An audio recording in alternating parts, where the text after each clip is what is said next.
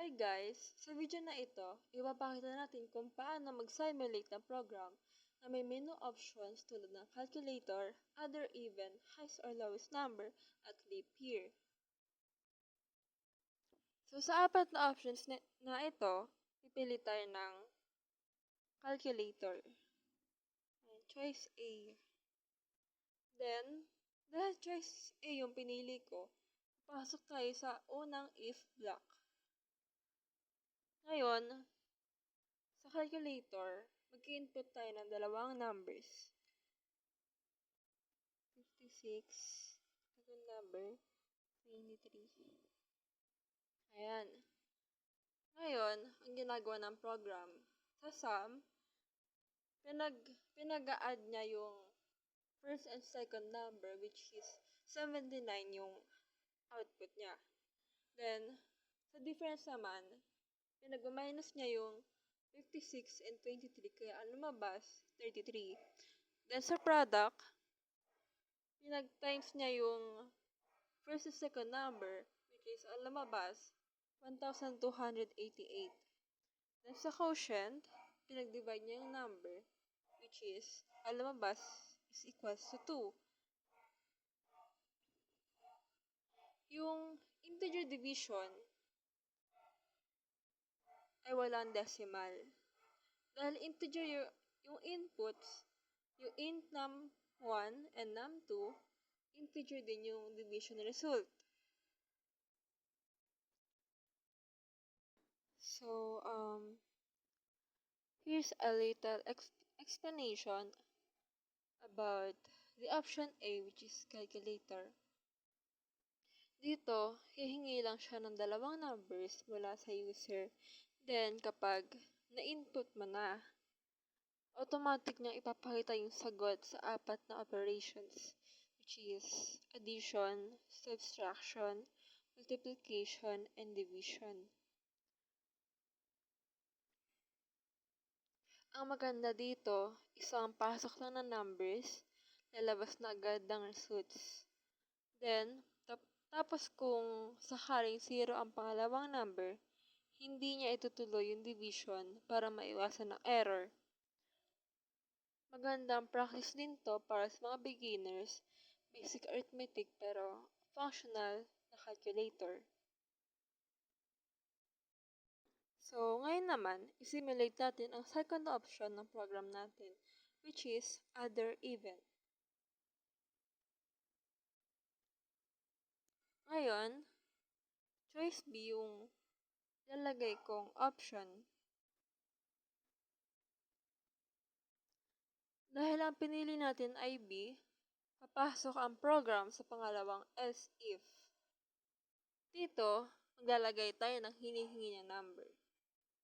Ang nalagay nating number ay 45.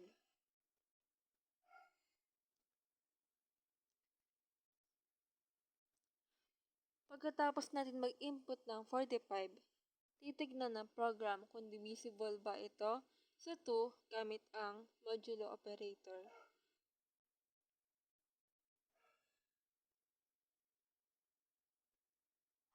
Kapag hinati mo ang 45 sa 2, may natirang 1. Ang tawag dyan ay modulo at ang sagot ay 1.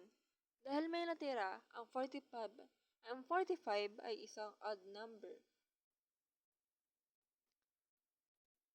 Sa simple logic na ito, ang modulo operator ang nagkasabi kung may remainder kapag hinati sa 2. Kaya ang lumabas sa output ay 45 is an odd number.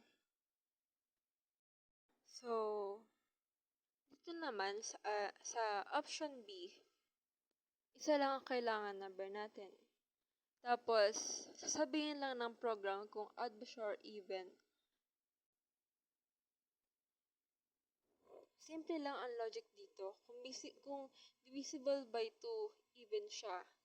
Pero dahil 45 ang nilagay kong number, siya ay odd number.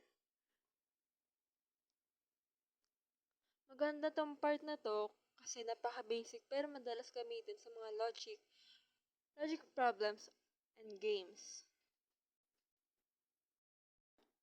So, sa part naman ng simulation natin dito, pipiliin natin ang option C, which is highest or lowest number. Since pinili natin ang C, papasok tayo sa else if block. Ngayon, hinihingi ng program ang tatlong numbers mula sa atin. Nilalagay tayo ng 12, second number, 36, and third number, 78. Ayan. Pagkatapos ma-input ang tatlong numbers, which is 12, 36, and 78, ang program ngayon ay hahanap kung alin ang pinakamataas. Una, siniset ng program yung first number, which is 12, bilang initial value ng highest. Tapos, ika-compare nito ang pangalawang at pangatlong numbers sa highest value. So, unang kinompare ng program is yung second number, which is 36. Kaya, yung 36 is greater than 12. So, sa ngayon, yung 36 yung pinakamataas kaysa sa 12. Then may third number pa tayo. Ngayon, ang in-input natin dito ay 78. Then, kinompare ng program yung 78 sa 12 kung ano yung pinakamataas. Then, yung 78 yung naging highest kaysa sa 12.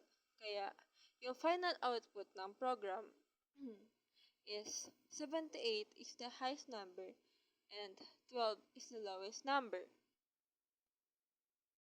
So, dito naman sa highest or lowest number, mag-input ka lang ng tatlong numbers. Tapos, sasabihin ng program kung alin sa kanila ang pinakamataas at alin ang pinakamababa. Hindi mo kailangan manghula dahil automatic nang i-compare lahat ng in-input mo numbers, which is katulad ng nilagay ko dito, 12, 36, and 78. Then, useful to kung gusto mong hanapin yung best or worst value sa isang set ng numbers. So, sa ngayong simulation natin, ang pipiliin natin ay option D, which is leap year.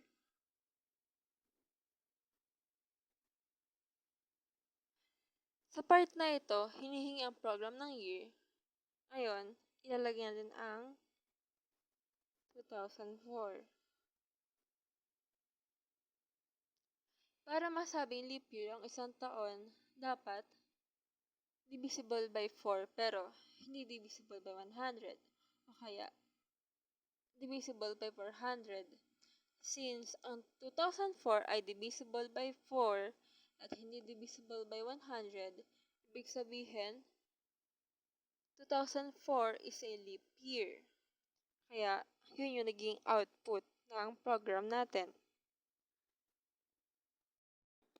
So, sa option D naman ay leap year. Sa part na ito, magta-type ka lang ng isang taon, tapos automatic na sasabihin ng program kung leap year ba ito or hindi. Sa C++, meron tayong simpleng rule para malaman kung leap year ang isang taon. Kung divisible siya by 4, possible na leap year. Pero kung divisible din siya by 100, hindi siya leap year. Maliban na lang kung divisible din siya by 400, doon na siya magiging leap year ulit.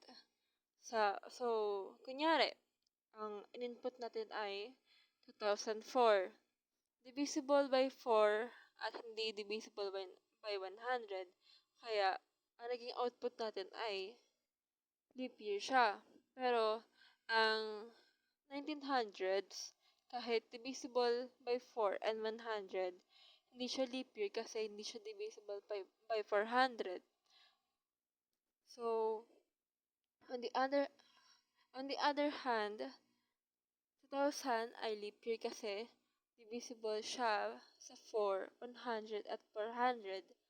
Maganda rin 'to, option na 'to kasi kahit parang simpleng check lang, ang dami real life use nito. Lalo na sa mga calendars, reminders, at kahit sa mga apps na may date calculations. At ang maganda nito, hindi mo na kailangan na alalahanin ang rules kapag tinype mo ang year. And automatic na ang program ang bahala mag-compute at magbigay ng mga sagot kung leap year ba 'to or hindi.